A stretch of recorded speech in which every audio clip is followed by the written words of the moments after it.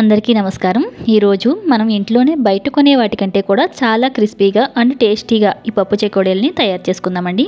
ఈ పప్పు చెకోడీల్ని తొందరగా చేసుకుని తినేయాలని ఉందా? అయితే మొదలు పెట్టేద్దామా। దీనికోసం మనం ముందుగా ఒక బౌల్లోకి అరకప్పు వరకు పచ్చి శనగపప్పు తీసుకుని బాగా కడిగి ఒక 2 గంటల పాటు నానబెట్టండి। నేను ఇక్కడ 2 గంటల పాటు నానబెట్టుకున్నాను। ఇలా నానబెట్టుకున్న పప్పుని నీళ్ళన్నీ కూడా తీసేసి ఏదైనా ఒక పొడి క్లాత్ తీసుకుని దాని మీద ఆరబెట్టుకోండి। తొందరగా ఆరబెట్టుకోవాలంటే క్లాత్తో శుభ్రంగా తుడిచేస్తే సరిపోతుందండి। ఈ పప్పుని మనం పక్కన పెట్టుకుందాం। ఇలా ఆరిపోయిన పప్పుని ఒక బౌల్లోకి తీసుకుని పక్కన పెట్టేసుకోండి। ఇలా ఒక బౌల్లోకి తీసుకుని పక్కన పెట్టుకున్న తర్వాత మనం ఇప్పుడు పిండిని ప్రిపేర్ చేసుకుందాం। దీనికోసం ఒక గిన్నెలోకి 1 కప్పు వరకు బియ్య పిండిని, అరకప్పు వరకు మైదా పిండిని తీసుకోండి। ఇందులో బియ్య పిండితో పాటు మైదా పిండి కూడా వేస్తే చెకోడీలు టేస్ట్ అనేది చాలా బాగా వస్తాయండి। మనం ఎంత కొలతలో అయితే మొత్తం పిండి తీసుకున్నామో అంతే కొలతలో నీళ్లను తీసుకుని మరిగించుకుందాం।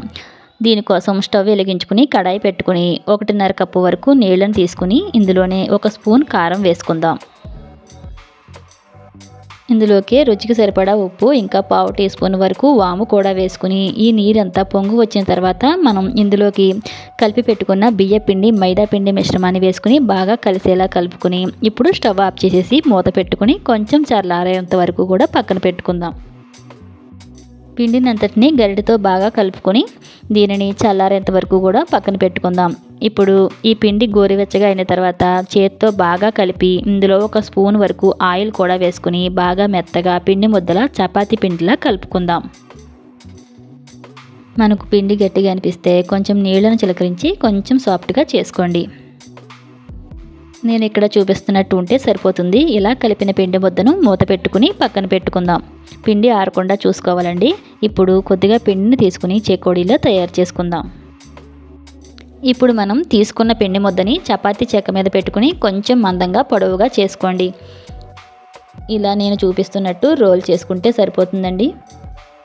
చెకోడీలకి మరీ సన్నగా కాకుండా ఇలా కొంచెం లావుగా ఉంటేనే బాగుంటుందండి। ఇలా దీన్ని రోల్ చేసుకున్న తర్వాత మనం చెకోడీలు చుట్టుకోవడానికి ఎంత సైజ్ అయితే సరిపోతుందో అంతవరకు చాకుతో ఇలా కట్ చేసుకుని పక్కన పెట్టుకోండి। ఇప్పుడు మనం నానబెట్టిన శనగపప్పుని కొంచెం వేసుకుని స్లోగా చెకోడీల్ని రోల్ చేసుకుని పప్పు దానికి అంటుకున్న తర్వాత 2 చివర్లు కూడా కలిపి చెకోడీలా చుట్టండి। 2 చివర్లా పట్టుకుని నొక్కితే సరిపోతుందండి। చూడండి, ఇక్కడ చూపించిన విధంగా చేసుకుంటే చెకోడీలు అనేవి చాలా బాగా వస్తాయి।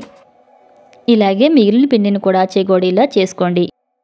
ఇక్కడ చూపించిన విధంగా చెకోడీలన్నీ కూడా ప్రిపేర్ చేసుకున్న తర్వాత మనం స్టవ్ వెలిగించుకుని డీప్ ఫ్రైకి సరిపడా ఆయిల్ వేసుకుందాం।